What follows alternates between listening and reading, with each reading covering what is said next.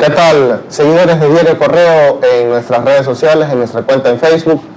Esta mañana estamos junto al doctor Carlos Soledispa de la Red del Doctor. Él es cardiólogo, especialista en cardiología y tiene una subespecialidad en hemodinamia, además de lo que tiene que ver con las intervenciones endovasculares.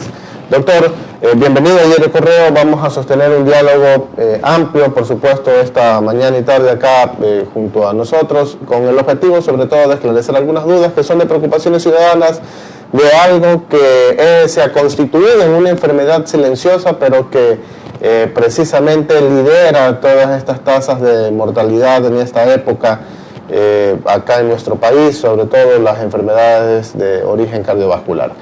Bueno, explíquenos un poco sobre su especialidad, sobre todo la hemodinamia, en qué consiste, de qué se trata. Bueno, muchas gracias por la invitación a Diario El Correo. Igual un saludo a todos los que están visualizando esta entrevista.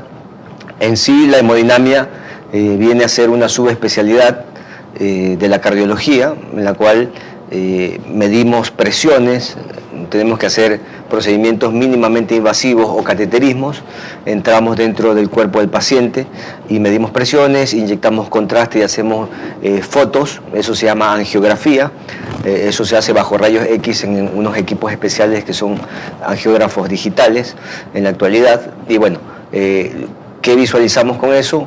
Visualizamos el estado de funcionamiento del corazón y de los vasos en general, ¿sí? Puede ser tanto arterias como venas y bueno, y cavidades cardíacas también. Correcto. Bueno, para un poco concentrarnos y adentrarnos en los temas que tenemos previsto para esta entrevista, empecemos con las enfermedades cardiovasculares, ¿no? ¿Cuál es un poco la incidencia, sobre todo en el sentido de cuánto está afectando realmente esta enfermedad a los pobladores, sobre todo en nuestro país? Bueno, en general, en todo el mundo, la principal causa de muerte son las enfermedades cardiovasculares, ¿no? Eso me refiero a infarto agudo de miocardio, accidentes cerebrovasculares, afectaciones vasculares generales, disección de la aorta y bueno, otras patologías de alta mortalidad que lo que hacen es producir altas tasas de mortalidad, ¿sí? En nuestro país es similar. Las principales causas de muerte o de fallecimiento son las enfermedades cardiovasculares. Se calcula que aproximadamente 1/3 de la población adulta, me refiero a mayores de 40 años, tienen factores de riesgo que les predisponen a este tipo de enfermedades. Las enfermedades cardiovasculares vienen a ser una patología común, solamente que se manifiesta en varios órganos. Por ejemplo, el infarto agudo de miocardio muchas veces tiene el mismo mecanismo de acción que el infarto cerebral, ¿sí? O que la oclusión del pie diabético, la obstrucción de la circulación, ¿sí? Bueno, y los aneurismas también, los aneurismas rotos en el cerebro también pueden presentarse en los riñones, en el hígado y en otras partes, ¿no? Entonces, el mismo mecanismo de acción se manifiesta en diferentes órganos de diferentes formas.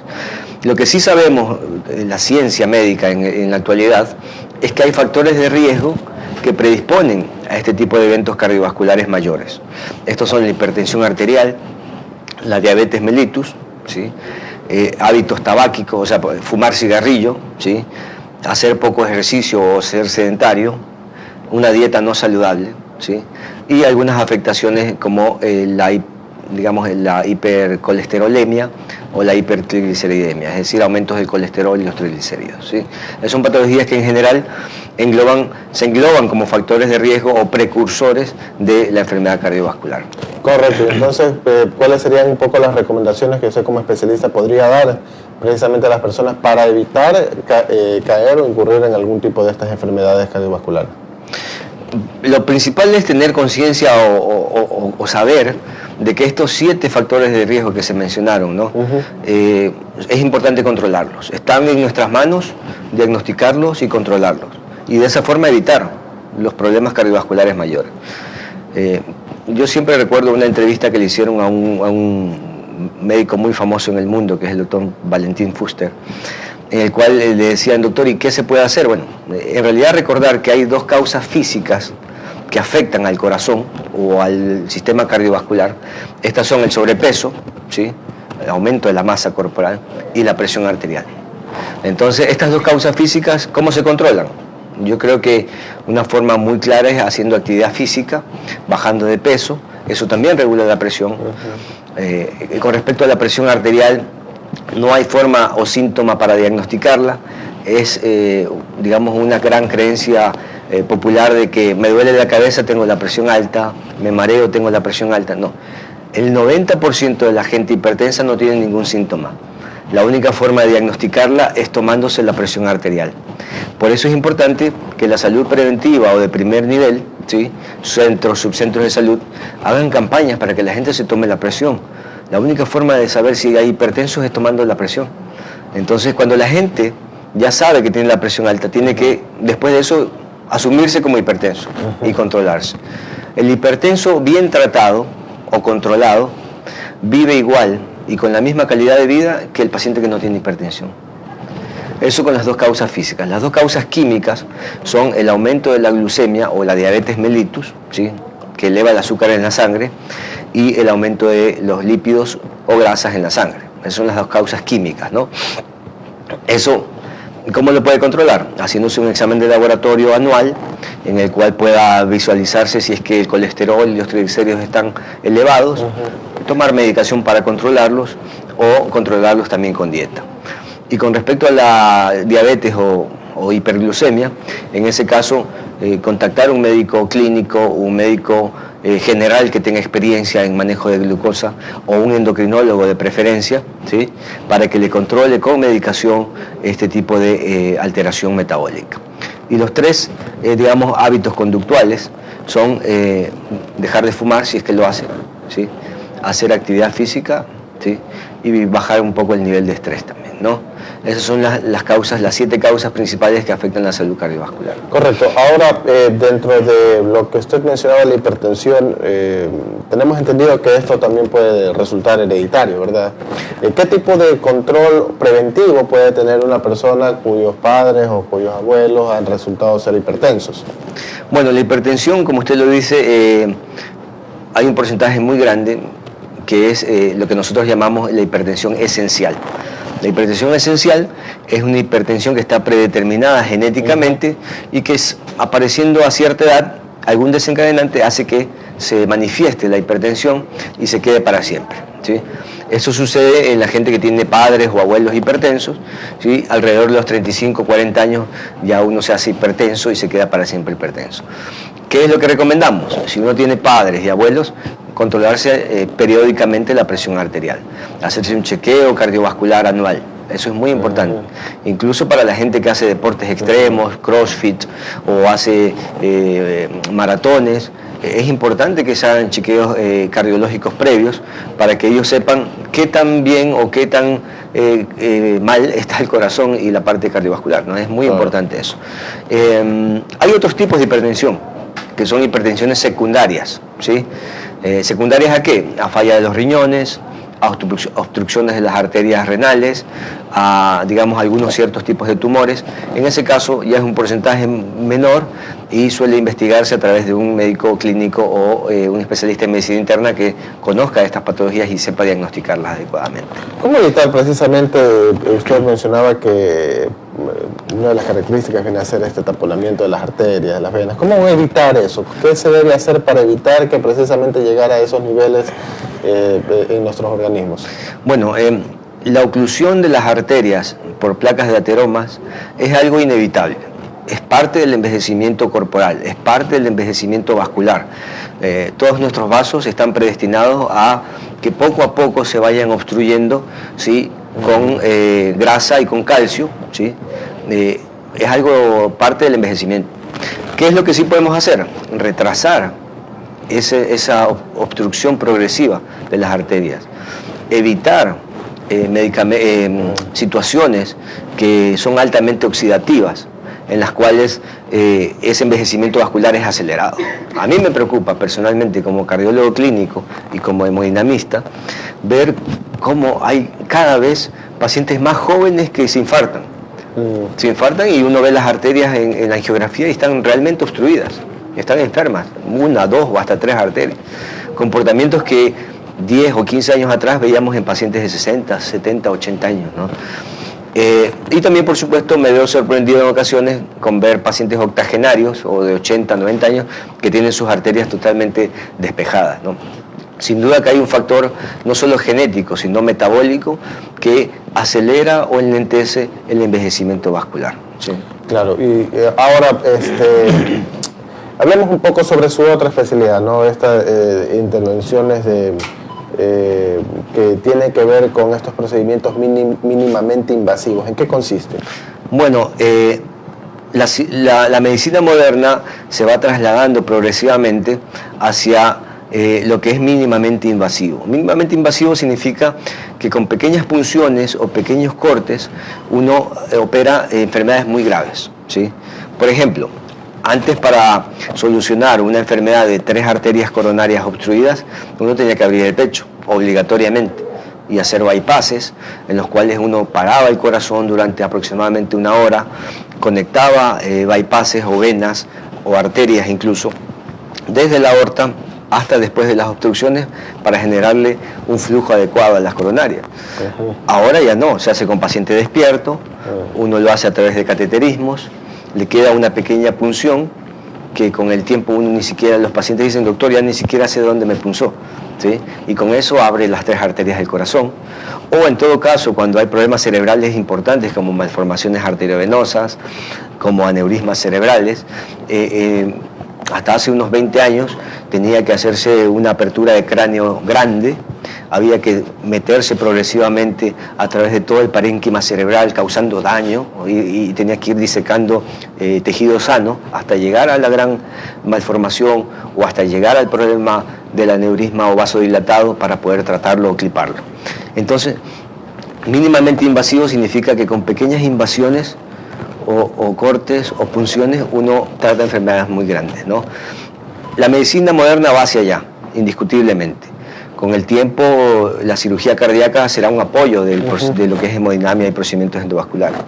O también incluso hasta la neurocirugía se complementarán en lo que se llaman salas híbridas. En el futuro, y muchos hospitales de primer nivel en el mundo ya no imaginan solamente quirófanos grandes o ya no imaginan solamente quirófanos con grandes torres, imaginan quirófanos híbridos en los cuales hay también un angiógrafo digital y se podrían hacer procedimientos de hemodinamia en conjunto con otras especialidades. Correcto. Y ahora, evitar abrir a una persona por completo para operarle el corazón, ¿cuáles serían las ventajas o los riesgos, si es que existe tal vez? Asumo, toda cirugía implica un riesgo, igual de ejercer este tipo de procedimientos. Bueno, yo siempre le digo a mis pacientes que todo tiene riesgo en la vida, ¿no? Empiezo siempre mi parlamento de esa forma y lo digo con honestidad, todo tiene riesgo, ¿sí? Cruzar la calle tiene riesgo, por eso miras a ambos lados para tener o estar precavido, ¿no? Tener cuidado. Lo que son procedimientos cardíacos, endovasculares, también tienen riesgo, no dejan de tener riesgos porque siguen siendo una cirugía cardíaca, solamente que no se abre el pecho, ¿sí? ¿Cuáles son los riesgos y cuáles son los beneficios? Los beneficios primero, el paciente está despierto, en la gran mayoría de veces, ¿sí? Usas anestesia local y evitas todo el riesgo respiratorio, ¿sí? Ventilatorio que produce la anestesia general, claro. ¿sí?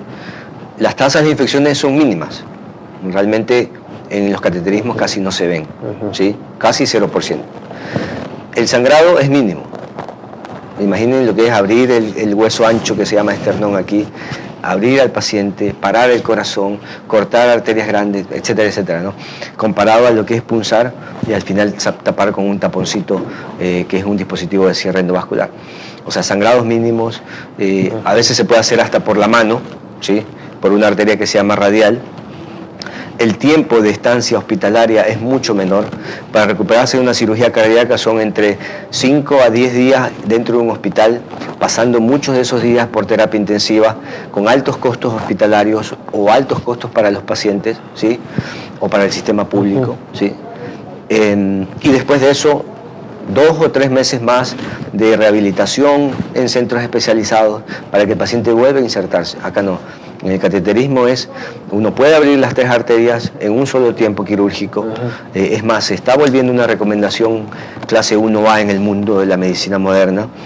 El paciente pasa a una sala de cuidados especiales intermedios o intensivos durante 24 horas para observación. Al día siguiente, en muchos casos, se podría dar el alta o pasa a un piso general, y en menos de 48 horas el paciente está egresado y en menos de una semana está reinsertado a su mundo laboral, a su mundo familiar y a su mundo y actividades normales. Correcto. Ahora, estos procedimientos serían ya en casos complicados, extremos, por decirlo de alguna forma, o tal vez tienen algún tipo de característica específica que debe tener el paciente para realizar estos procedimientos endovasculares. Hay pacientes que entran por emergencia, y hay pacientes que siguen un curso a través de consultas externas o seguimientos en consultorios, ¿sí? Seguimientos ambulatorios, y que cumplen ciertos criterios, como usted dice, ¿no? El paciente que debería ir directamente a una sala de cateterismos o sala de hemodinamia es el que tiene un infarto agudo de miocardio. En ese paciente no hay que esperar. Se activa algo que se denomina en el mundo médico cardiológico como código infarto. Código infarto significa que las arterias, ¿sí?, están tapadas y que yo tengo que, en el tiempo más rápidamente posible, desobstruir o abrir esa arteria que está tapada. Porque cada segundo, cada minuto que va pasando, se va perdiendo tejido de músculo cardíaco, ¿sí? Nosotros tenemos una frase muy típica, los hemodinamistas o intervencionistas endovasculares cardíacos, que se dice: el tiempo es músculo. Significa, mientras más tiempo esperes, más músculo vas a perder. Mientras más rápido actúes, más músculo cardíaco vas a conservar. Y la cantidad de músculo cardíaco conservado se correlaciona con la calidad de vida y con la expectativa también de la vitalidad o mortalidad de los pacientes. Esos son los que van como urgencia. Hay otros pacientes que dicen: doctor, a mí me duele el pecho. Yo camino 2, 3 cuadras y me duele el pecho. Tengo que detenerme hasta que se me pasen 3 a 5 minutos. Ese paciente tiene que ser visto por un especialista en cardiología, tiene que hacerse electrocardiograma, ecocardiograma e incluso hasta alguna prueba de ejercicio en el cual se vea cómo está la actividad física, y esos resultados muchas veces pueden determinar la necesidad de hacerse un cateterismo para abrir las arterias. Correcto. Ahora, tenemos entendido que aquí en Machala llega precisamente esta tecnología con la red Endocor, en la cual usted está, ¿verdad? Exactamente, sí. Yo, represento a un grupo de personas, ¿sí? Red Endocor es un centro relativamente nuevo, de alta tecnología. Tenemos un angiógrafo digital de última generación, ¿sí?, traído desde Alemania, ¿sí? Y tenemos todos los implementos necesarios para poder dar tratamiento de máxima complejidad, mínimamente invasivo, en lo que son, los pacientes que lo necesiten, tanto cardiológicos como de patologías extracardíacas, ¿no? Red Endocor somos un grupo de personas, somos 3 médicos principales. Los 3 hemos sido formados en el extranjero, ¿sí?, en diversos países, ¿sí? Los 3 hemos tenido experiencia formando a otras personas. Los 3 hemos tenido experiencia liderando o formando servicios de alta complejidad en Guayaquil. Venimos de Guayaquil, ¿sí?, tanto en instituciones como el IES o instituciones como el Ministerio de Salud Pública.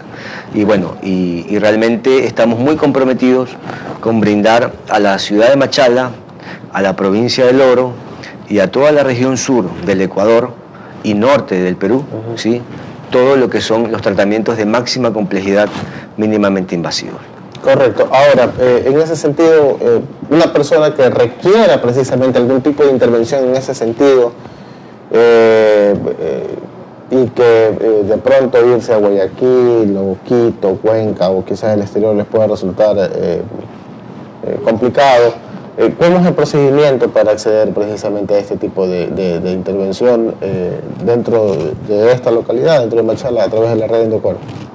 La recomendación es que si el paciente tiene una urgencia cardíaca, como dolor de pecho, o algún médico le diagnostica que está teniendo un infarto, ¿sí?, que acuda a una sala de emergencias inmediatamente, tanto en las instituciones del Ministerio de Salud Pública como en las instituciones del Instituto Ecuatoriano de Seguridad Social, ellos tendrán la obligación de referirlo de forma inmediata a algún centro especializado en este tipo de cosas.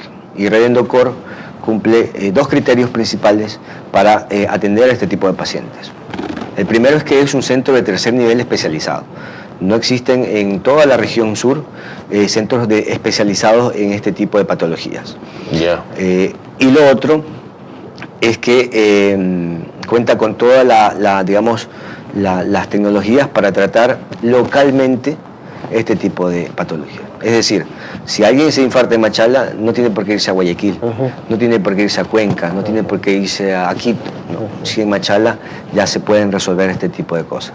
Lo mismo con problemas vasculares o vasculares cerebrales también, ¿no? Claro, correcto. Ahora, con relación al tema de los costos, usted dice que un paciente que es usuario de algún servicio de salud pública, es decir, va al Hospital Teófilo Dávila, a algún subcentro, ¿lo pueden derivar de allá en ese sentido a través de los convenios estatales? Por supuesto. Lo que es tratamientos por cateterismo o procedimientos endovasculares, tanto cardíacos como extracardíacos, por ser tecnología moderna y de última punta, tienen altos costos. Entonces, en general son asumidos por los sistemas, me refiero al Ministerio de Salud Pública y el IES, ¿no? Entonces, ellos lo derivan al paciente a Redendocor, ¿sí? Y el paciente no tiene que asumir ningún costo.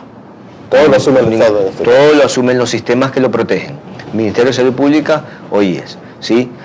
Y el paciente sin ningún costo de su bolsillo, ¿sí? Él está atendido de la mejor forma localmente, o sea, de forma rápida y con la máxima tecnología posible. Ahora, usted mencionaba que son altos costos para este tipo de intervenciones. ¿De cuánto estamos hablando aproximadamente de una intervención quirúrgica en este sentido? Bueno, debido al tipo de materiales que vienen de países del primer mundo en general, ¿no? De Estados Unidos, de Alemania, de Japón, bueno, y de otros países también. Estos costos pueden variar entre $6.000 hasta $25.000, o incluso, dependiendo de la complejidad. Claro, dependiendo de la complejidad. O incluso hay procedimientos de mayor costo, ¿sí? Que evitan cirugías de alto riesgo con altas tasas de mortalidad y bueno, que superan esos costos, ¿no? Pero en general lo ideal es que los pacientes sepan que para ellos no tienen ningún costo, ¿sí? Y que es muy importante que sean atendidos de forma urgente. Y la mejor forma de tratarlos de forma urgente es la forma local. Había olvidado algo importante. Sí, no sé si interrumpo. Sí. Es que hay pacientes que por allí podrían ir de forma directa al centro Redendocor, ¿sí? Podrían ir de forma directa. Es decir, si a mí me queda muy lejos una sala de emergencia del IES y yo estoy cubierto por el IES, por ejemplo, ¿no? Y vivo a una cuadra de Redendocor, o sea, no tengo por qué irme para allá para que me deriven para acá. Puedes ir directamente al centro y nosotros le daremos toda la atención necesaria bajo su cobertura de salud, ¿no? Claro. Ahora, a propósito, usted mencionó la ubicación, ¿dónde está ubicada la Redendocor? Redendocor está ubicada en la calle Pasaje, ¿sí? Y Palmeras, aproximadamente. Ya, los médicos, en este caso usted es uno de los especialistas. ¿De cuántos profesionales estamos hablando? Somos 3 médicos principales, ¿sí? El doctor Marcos Ortega Zambrano, el doctor Denis Ariel Zelaya y yo, que soy Carlos Soledispa Suárez, ¿sí? Y además contamos con un grupo de colaboradores, especialistas y subespecialistas en diversas ramas. Es decir, si hay una arritmia o algún problema cardiológico de electrofisiología, vendrá un electrofisiólogo de la forma más urgente y pronta a resolver ese tipo de problemas. Si hay algún problema neuroendovascular complejo, vendrá un especialista en intervencionismo neuroendovascular a resolver ese problema. Si hay algún otro tipo de problemas, llamaremos, tenemos un grupo de colaboradores que nos apoyan a los 3 médicos principales en sus tratamientos. Y de esta forma no se deja, sobre todo, sin atender al paciente. No, porque uno de nuestros lemas es que nuestra atención es 24/7. 24/7 significa 24 horas al día, 7 días a la semana. Correcto. Doctor, con relación precisamente a esta incidencia, ¿cuáles son los casos más comunes, al menos que usted se ha topado, en torno a este tipo de enfermedades cardiovasculares? Sin duda alguna, hay 2 patologías que lideran el tratamiento endovascular, cardiovascular en general, ¿no? Uno es el infarto agudo de miocardio, ¿sí? El infarto agudo de miocardio significa que alguna arteria coronaria que estaba obstruida o subobstruida se termina de tapar totalmente, ¿sí? Y eso genera dolor inmediato, descompensación cardíaca. Ese paciente tiene que ir de urgencia a una sala de cateterismo. Ese sería, digamos, el primer grupo de pacientes, es lo más frecuente que vemos. Y el segundo grupo de pacientes que vemos es la hemorragia subaracnoidea, que lo que significa es sangrado intracraneal debido a rupturas vasculares en el cerebro, ya sean causadas por aneurismas o ya sean causadas por malformaciones arteriovenosas. Además de esto, cada vez vemos a nuestra población envejecer más, por lo cual es muy frecuente la necesidad de colocación de marcapasos también permanentes en muchos pacientes. Correcto, y en ese sentido, el tema de un paciente que ya se ve en la necesidad de utilizar un marcapasos, esta solución que le encontró la ciencia, precisamente cuáles son las ventajas, en qué ayuda, de pronto los controles, revisiones, explíquenos un poco más al respecto. Sí, bueno, el paciente que necesita colocación de marcapasos permanente es un paciente que de alguna u otra manera tiene su sistema eléctrico cardíaco enfermo, ¿ya? Y nosotros, la ciencia hasta el momento no ha podido reemplazar un sistema por células, un sistema eléctrico cardíaco. Lo que hace es reemplazar la función de este a través del marcapasos. El marcapasos viene a ser una computadora muy compleja, pequeñita, del tamaño de una cajita de fósforo más o menos, ¿sí? Donde hay una computadora, software de detección, de estimulación, etcétera, ¿ya? Que queda colocada debajo de la piel al nivel de los hombros, puede ser derecho o izquierdo, y que está conectada con unos cables que van dentro de las venas y se conectan al corazón, ¿sí? Este procedimiento es curativo. Significa que el paciente ya no va a volver a tener los síntomas que tenía, ya no va a volver a tener frecuencias cardíacas bajas, ¿sí? Y va a ser estimulado a digamos, la frecuencia adecuada a lo que su corazón necesita, ¿ya? Es curativa, dura en la ciencia moderna entre 10 a 15 años dura esa computadora o ese generador, y si llegara a superar esa expectativa de vida, el paciente se puede hacer una cirugía menor, que es el recambio de ese generador. Ya, en ese sentido, ahora, ¿usted cuál es la recomendación que puede dar, sobre todo a nuestros seguidores que nos están viendo, como para evitar precisamente este tipo de circunstancias, y una vez que ya tienen la enfermedad, ¿qué es lo que se puede hacer para tomar en consideración no sufrir algún tipo de consecuencia fatal? Bueno, con respecto a lo que es marcapasos, el principal síntoma que da el marcapasos es el desmayo, ¿sí? Y la fatiga. La fatiga significa que si yo subo 3 pisos habitualmente y ahora a la mitad del primer piso ya me cuesta y tengo que detenerme porque siento que me asfixio, me ahogo y no puedo más, entonces eso podría ser un síntoma cardíaco. O si me desmayo frecuentemente, eso también podría significar que algo está pasando en mi sistema eléctrico cardíaco. Con respecto a los infartos, como ya lo había dicho, no hay forma de evitar el envejecimiento vascular, es inevitable, pero sí hay forma de enlentecerlo. Enlentecerlo comiendo sano, ¿sí? No comiendo grasas o frituras, ¿sí? Tomando medicación cuando ya se han diagnosticado los factores de riesgo como hipertensión y diabetes, ¿sí? Y haciendo actividad física y dejando de fumar. Eso es en general las recomendaciones para evitar estos 2 tipos de problemas, ¿sí? Claro. Correcto, doctor. ¿Su mensaje para los orenses, para los machaleños acá? Bueno, en primer lugar, que Red Endocor, ¿sí? Está en Machala, ¿sí? Para quedarse y para brindar un servicio de alta calidad, de máxima complejidad, mínimamente invasivo, en beneficio de la ciudad de Machala, en beneficio de la provincia del Oro y en beneficio de una gran región sur que antes no contaba con este servicio y ahora lo tiene acá. Que estamos listos para ayudarlos, prestos para ayudarlos, ¿sí? Que cualquier consulta podrían acercarse directamente, de forma gratuita serán, atendidos y serán orientados con respecto a este tipo de enfermedades, y que, bueno, estén a la espera de nuestras entrevistas, de nuestras publicaciones, porque siempre estaremos pendientes de que ellos tengan la información apropiada para el beneficio de su calidad de vida. Correcto, seguidores de Diario Correo, muchas gracias por acompañarnos y sigan pendientes de nuestras redes sociales y por supuesto, nuestros contactos en vivo.